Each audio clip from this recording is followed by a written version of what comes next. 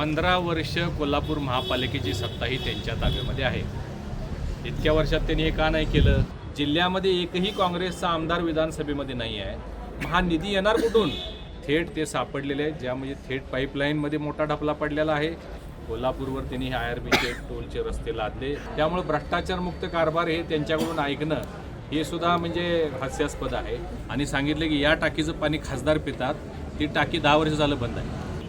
त्यांनी सांगितलं होतं कुठं हा बास्केट ब्रिज, हवेतला ब्रिज आहे, अशा बास्केट ब्रिजची कल्पनाच नाही आहे, परंतु तो मंजूर होता, तो रद्द करण्याचं पाप यांनी केलेलं होतं.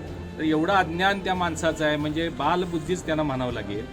अनेक पद्धतीची कामं झालेली आहेत ती त्यांना दिसणार नाहीत, कारण कावीळ झालेल्याला सगळं जग पिवळं दिसतंय, तसं त्यांना ते दिसतंय असं मला वाटतं. कारण फेक नरेटिव्हचा बादशाह म्हणून महाराष्ट्रभर त्यांना ओळखलं जातंय.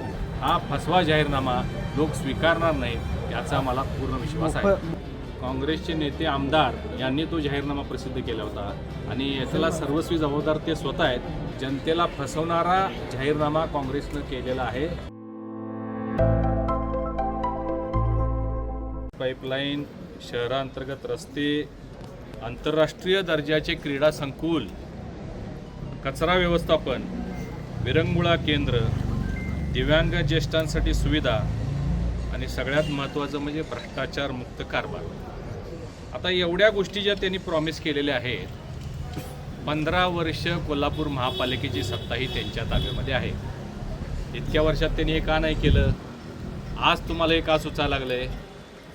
हातातून सत्ता निघून गेलेली आहे हे लक्षात आल्यामुळं त्यांनी मी आपल्याला सांगितल्याप्रमाणे सूर्य चंद्र सोडून अनेक गोष्टी लोकांना प्रॉमिस केलेल्या आहेत आणि लोक सुज्ञ जागरूक आहेत. 15 वर्षात जे त्यांनी दिलं नाही ते आता देतो म्हणतायत.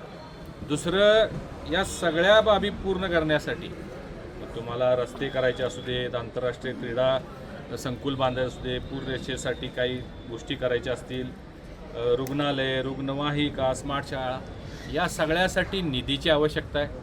आज त्यांचं राज्यात सरकार नाही आहे, आज त्यांचं केंद्रात सरकार नाही आहे, जिल्ह्यामध्ये एकही काँग्रेसचा आमदार विधानसभेमध्ये नाही आहे. हा निधी येणार कुठून? हे सुद्धा कोल्हापूरचे सुज्ञ आणि जागरूक नागरिक जाणत आहेत. आणि सगळ्यात हास्यास्पद ज्याचा उल्लेख मी केला की भ्रष्टाचार मुक्त कारभार करणार म्हणून त्यांना सांगायची वेळ आलेली आहे. हे याच्यावरूनच आपण लक्षात घेऊ शकता की ज्या पद्धतीनं भ्रष्टाचारामध्ये त्यांचे हात बरबटलेले आहेत. म्हणजे 2 प्रकल्प त्यांनी जे कोल्हापूरला आणले त्यामध्ये थेट ते सापडलेले आहेत, ज्यामध्ये थेट पाईपलाईनमध्ये मोठा ढपला पडलेला आहे. अनेक वेळा त्याच्या बातम्या आलेल्या आहेत, पेपरबाजी झालेली आहे. आणि दुसरे IRBचे टोल, यामध्ये तर त्यांनी सहभागच, स्वतः आमदार खासदारांना टोल लागत नसताना कोल्हापूरवर त्यांनी हे IRBचे टोलचे रस्ते लादले. कोल्हापूरमध्ये जनआंदोलन झालं, जाळपोळ झाली, अनेक लोकांच्यावर केसेस झाले. परंतु या बहादरांनी जाऊन त्या टोलच्या कॉन्ट्रॅक्टरचं समर्थन करत 3 टोलच्या पावत्या फाडल्या आणि मी त्या भ्रष्टाचारामध्ये सामील झालो, मी त्यांच्याकडून काहीतरी घेतलं आहे, अशा पद्धतीची ग्वाहीच त्यांनी त्यावेळी दिलेली होती. त्यामुळे भ्रष्टाचारमुक्त कारभार हे त्यांच्याकडून ऐकणं हे सुद्धा म्हणजे हास्यास्पद आहे. तर एकंदरीत हा जनतेला फसवणारा जाहीरनामा काँग्रेसनं केलेला आहे आणि आमचा जाहीरनामा 2 दिवसामध्ये आम्ही येणार आहोत. आम्ही ज्या वस्तुस्थिती लोकांच्या अपेक्षित असणारा जाहीरनामे प्रसिद्ध करणार आहोत. ज्या गोष्टी आम्ही देऊ शकतो, मी आज खासदार आहे, आमच्याबरोबर आमदार आहेत, आमच्याबरोबर मंत्री आहेत, पालकमंत्री आहेत, राज्य सरकार आमचं आहे, मुख्यमंत्री, दोन्ही उपमुख्यमंत्री आमचे आहेत, केंद्रात आमचं सरकार आहे, आमचे प्रधानमंत्री आहेत. त्यामुळे ज्या गोष्टी केंद्र आणि राज्य सरकारच्या माध्यमातून आम्ही देऊ शकतो त्या गोष्टी आम्ही लोकांना देऊन एक आयडियल असं कोल्हापूर शहर, स्मार्ट कोल्हापूर शहर बनवण्याच्या दृष्टिकोनातून आमचं एक विजन डॉक्युमेंट आणि आमची ब्ल्यूप्रिंट तयार आहे, ती घेऊन आम्ही लोकांच्या समोर जाणार आहेत.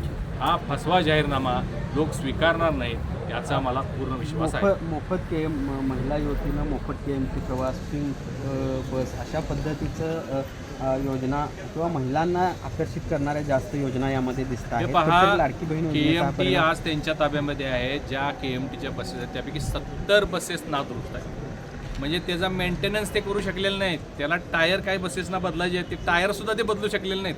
कुठून पिंक बस आणणार आहेत? ते कसे मोफत बसेस देणार आहेत? आज प्रधानमंत्री PM बस सेवाच्या माध्यमातून 150 इलेक्ट्रिक बसेस मी मंजूर करून आणलेले आहेत आपल्या कोल्हापूर महापालिकेसाठी. त्याचं काम, त्याचं जवळजवळ 24 कोटी रुपये निधी आलेला आहे. चार्जिंग स्टेशनचं काम चालू आहे, मेकॅनिकल हबचं काम सुरू आहे. बसेस वाट बघतायत. म्हणजे एकदा हे काम पूर्ण झालं, कारण बसेस इथं आणून चार्जिंग स्टेशन जर नसेल तर त्याचा उपयोग होणार नाही. तर चार्जिंग स्टेशन महिन्यात 1.5 महिन्यात पूर्ण झाल्यानंतर 100 बसेस पहिल्या लॉटमध्ये आणि 50 बसेस दुसऱ्या लॉटमध्ये इलेक्ट्रिक बसेस आम्ही आणणार आहोत आणि आम्ही त्या सुविधा कोल्हापूरकरांना देणार आहोत. हे जर सांगत असतील की आम्ही तुम्हाला पिंक बस देऊ किंवा महिलांना मोफत देऊ, तर आहे त्या 70 बसेस बंद पडलेल्या आहेत, त्या पहिल्या रिपेअर करा म्हणून त्यांना आपण सांगितलं निधी पाहिजे. कुठून आणणार हा प्रश्न तुम्ही वारंवार त्यांना विचारताय. त्यावर त्यांनी आज उत्तर देण्याचा प्रयत्न केला आहे की एकेकाळी केंद्र आणि राज्य सरकारमध्ये काँग्रेसचं सरकार असताना मुंबई ठाणे या ठिकाणी भाजप शिवसेनेची सत्ता असायची, त्या ठिकाणी निधीचं वितरण झालेलं आहे आणि जो अधिकारातला निधी जो आहे तिथं कोणीही काही कात्री लावू शकत नाही असं हे परत मी आपल्याला सांगितल्याप्रमाणे त्यांना मागण्याचा अधिकारच नाही आहे, कारण त्यांच्याकडं कसलीही सत्ता नाही आहे.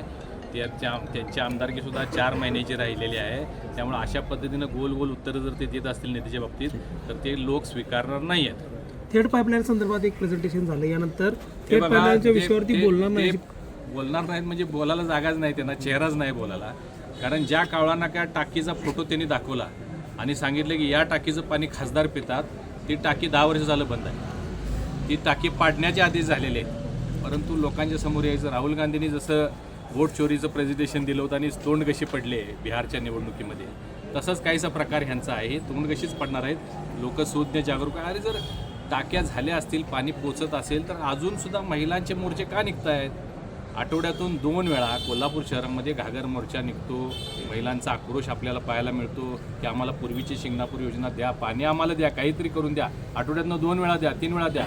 हा जर आक्रोश आहे तर मग तुमची जर योजना पूर्ण असती तर आक्रोश झाला असता का? एवढं लोक समजूतदार आहेत, जागरूक आहेत. दुसरा एक प्रश्न असा उपस्थित केला गेला की खरं तर एक वर्षभरात नक्की काय केलेलं आहे, आमदारांनी काय केलेलं आहे किंवा कोल्हापूरसाठी काय केलं, असा प्रश्न त्यांनी त्या ठिकाणी उपस्थित केला आहे. पहा, कोल्हापूरमध्ये गेल्या 1 वर्षामध्ये ज्या गोष्टी त्यांनी थांबवल्या त्या सगळ्या आम्ही आता पूर्ण करायला सुरू केलेल्या आहेत. 2च उदाहरणं मी आपल्याला चांगली देईन की बास्केट ब्रिज हा 2017 साली मी पूर्ण केला होता. त्याच्या बाबतीत सुद्धा त्यांनी टिंगलटवाळी केलेली होती.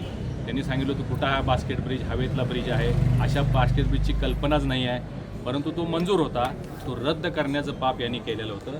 परमेश्वर माझ्या पाठीशी आहे, भारतीय जनता पार्टी माझ्या पाठीशी असल्यामुळं पुन्हा एकदा मी राज्यसभेवर गेलो आणि आता तो बास्केट ब्रिज मंजूर झाला.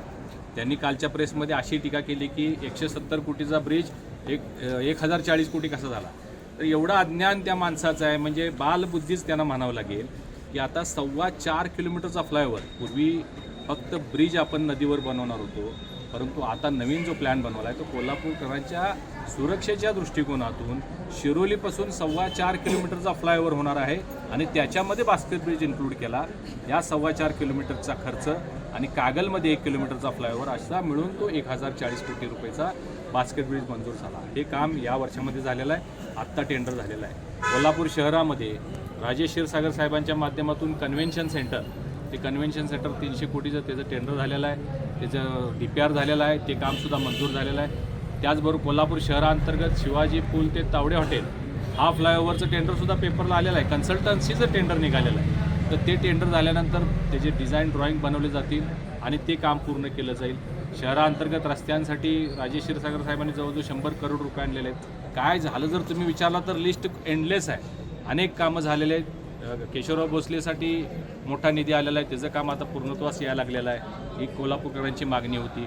रंकाळाचं तुम्ही सौंदर्य बघा, हे 1 वर्षातलं काम आहे. रंकाळा जसा मरीन ड्राईव्हला क्वीन्स नेकलेस म्हणलं जातं त्या पद्धतीचा रंकाळा सुशोभित झालेला आहे. रंकाळ्यामध्ये खूप असा सुंदर नागपूर स्तरावरचा फाउंटन त्या ठिकाणी झालेला आहे. अनेक पद्धतीची कामं झालेली आहेत, ती त्यांना दिसणार नाहीत, कारण कावीळ झालेलं सगळं जग पिवळं दिसतंय, तसं त्यांना ते दिसतंय असं मला वाटतं.